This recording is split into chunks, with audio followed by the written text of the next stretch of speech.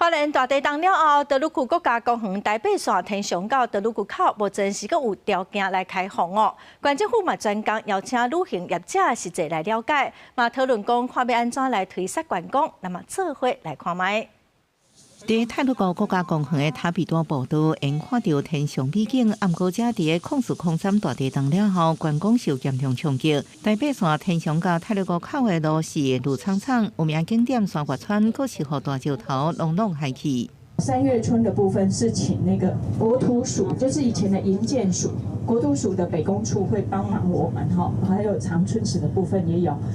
为了解泰鲁阁国家公园的中期情形，花莲县政府特别邀请旅行业者组成观光立线团，去天上泰鲁阁口顶重要景点，希望透过实地勘察来探讨中期了后安怎去开放。太鲁阁开放到哪里？有哪些的步道是可以由我们的游客可以自行去走？所以我们希望透过这一次大家理解之后，我们就可以透过各种的管道跟大家来去做说明宣传。除了了解景点开放进度以外，也针对导览设施安全动线，希望旅行业者到3港评估。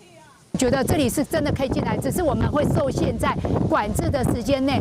假设你是早上要8点之前进来，那或者你就玩半天，那我觉得这里的半日游是很可以被推的。导游甲旅客是建议，地震了后爱互大家重新熟悉泰鲁阁，应该结合在地部落文化甲自然景观，推出特有的行程设计。暗过前提也是来观察安全性，若无也是无法度吸引游客。